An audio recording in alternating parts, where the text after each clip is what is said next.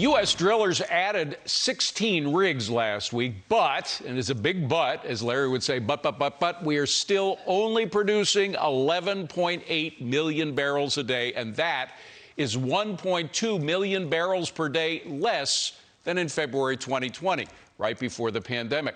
Now, why won't Joe Biden just open the spigots full throttle and get us out of this mess? Joining me now is North Dakota Senator Kevin Cramer. He's member of the Environment and Public Works Committee. Senator, great to see you. Thank you for being here. That 1.2 million barrel per day deficit that we're still at right now, despite the fact, I mean, it's good news that we had 16 more rigs open up, but it doesn't affect the overall picture. That 1.2 million barrels per day is more than double what we were getting from Russia. I mean, there are national security implications to not producing enough oil, aren't there? There are, and there always have been, David. And thank you for the opportunity to be with you. I've been saying for 20 years that energy security is national security. And we used to say that because we used to think about the incredible amount of money that the United States spends defending, the Straits of Hormuz, for example, and the movement of Middle Eastern oil to the United States. Well, now, when you look at it in the context of Ukraine and Russia, you look at places like Venezuela and Saudi Arabia or Iran, who's a major oil producer, the United States can not only produce more than enough for the United States, we can produce plenty for many other parts of the world, especially where our allies live, so that they're less dependent on our adversaries. Yeah. And quite frankly, why we don't use more of the peaceful tools of energy development rather than the weapons of war to keep our enemies at bay is beyond me. Well, that's a great point. Well, what's happened is that the Democratic Party, which is yielding to people like AOC and Prime Minister Bernie Sanders and their extreme agenda, they want to transfer their climate guilt to the big polluting countries, as though somehow they're doing something for climate change by turning out the spigots in the United States. It makes zero sense. Senator, there may be a country, maybe Norway or a country in Europe that produces oil that produces it cleaner than the United States. But not all these people that the Biden administration is turning to. Nobody's dirtier than Venezuela. I know Venezuelan oil company very well. They're filthy. The way they produce oil, the kind of oil they produce, the way it's refined, et cetera. So if you want to clean the environment, you drill more here. It's that simple. But it's the connection between price and supply that I was referring to with regard to national security, because Putin just couldn't fund his war machine as easily as he's doing if the price hadn't jumped up because of the lack of supply.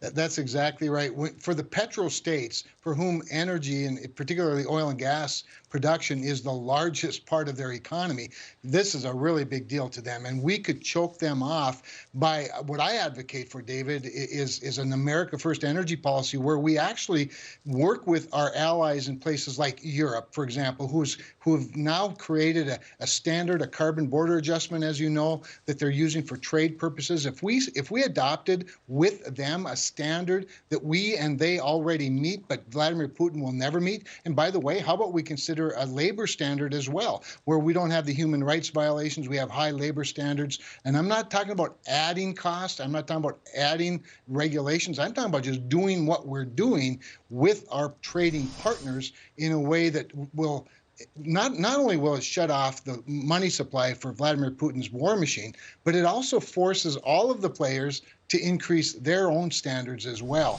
Yeah. That'd be a far, far better approach than just trying to choke off the supply in the United States with the hope, I guess, that you'll choke off the demand, which is not the case. We've been talking a lot about oil, and that's usually where people go to first. But there's natural gas is even a more important issue. Of course, it is to folks in North Dakota and other states that do a lot of fracking. But you think of what's happening, all of the extra regulations that have been laid on natural gas, which are causing a reduction of production of natural gas, have led to us using more coal. We used to get, in 2020, we got 20% of our energy needs from coal. Now we're getting 24%. So the air is getting dirtier because we're cutting back on natural gas. Again, it goes directly counter to their claims for environmentalism. Well, there's a lot of hypocrisy in Democrats' energy and environmental policies. And like I said earlier, they're really just transferring their guilt to other places, and makes no sense. This is why you need a truly all-the-above energy strategy that's really an environmental strategy as well. Because to the natural gas point, just as one example, Vladimir Putin's natural gas that he produces and then ships via pipeline to Europe, or used to, is 41% greater greenhouse gas emissions that it emits than natural gas produced in the United States of America and shipped.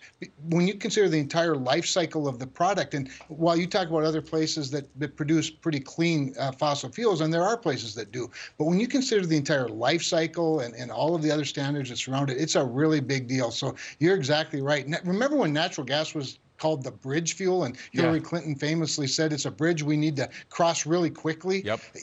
It's that kind of a tone that sends chills up investors' spines, because how do you respond to a cry like that? Says, okay, we'd like you to invest in your energy, but we want it to only be short term. Investment needs to be repaid over the long term. Well, another example of the lack of knowledge with regard to how stuff is created and sold is their tax on the pipelines. And then when that's brought up, I mean, it was the first thing that Biden did was close down the XL pipeline. They say, Jen Psaki and others say, well, but, a pipeline isn't oil, or it isn't natural gas. Well, you don't produce oil or natural gas unless you're sure you can ship it out of there, right? That's exactly right. And by the way, the cleanest way to ship oil and gas is in a pipeline. Right. I mean, well, now, by the way, now they're talking about getting Canadian, the oil and gas that was going to go through XL, they're talking about shipping it down because they can't use a pipeline. That's much more dangerous and ecologically dangerous than using a pipeline, right?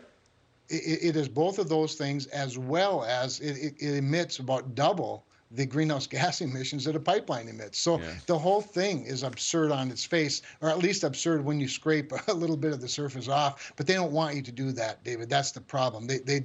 They swim in the shallow end of the pool when it comes to economic policy. And the American people are not fooled by it, because when they go to fill their car with gas or they look at their light bill, they know it's going up, and it's going up way too much. Well, we've got Kevin Hassard coming on a little later.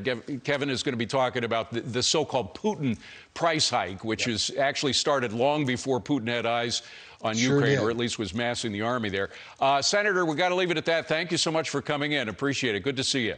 Always my pleasure. Good to see you, David. Thank you.